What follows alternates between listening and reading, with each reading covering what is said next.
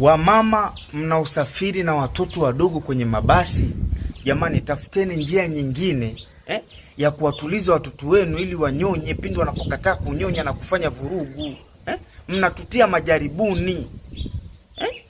Yaani unakuta mtoto kacharuka, utasema waandamanaji wa kwenye mtandao. Mtoto hatulii, mama ndo unatafuta namna ya kumtuliza. Badala umbembeleze au utafute njia nyingine ya kumtuliza, unamtolea ziwa, njoo unyonye. Mtoto akikataa, eti unasema au nimpe anko hapa pembeni anyonye. Wewe aliyekwambia anataka kunyonya ziwa used ni nani? Na kwa nini ninyonye used? Wewe umeona tumekaa hapa tangu tumeanza safari, mdomo wangu umekaa kunyonya ziwa. Kwa nini unidolishie ziwa? Mimi sinisha nyonya la mama yangu. Hilo ziwa mimi la kazi gani?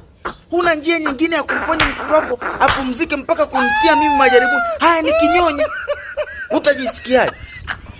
Hafu unalibendua unalileta nimpe anko. Nimpe anko gani? Mimi ni anko mnyonya maziwa. Kwa nini nyonye ziwa lako? Si utafute njia nyingine mtoto wako atulie au anyonye. Ndio umekaa tu au nimpe anko. Anko yupi? Anko wa wapi? Kwa hiyo mimi kazi yangu ni kunyonya used. Kunyonya maziwa hiyo. Kumpa anko hiyo. Which? Kwa si upambane na mtoto wako. Ulipolibenjua hivyo naliona, umelibenjua hivyo naliona, unafikiri nitakuvamia. Nimpe anko anyonye. Ninyonye kwa sababu gani? Kwa hiyo wewe ni mnyonyeshaji.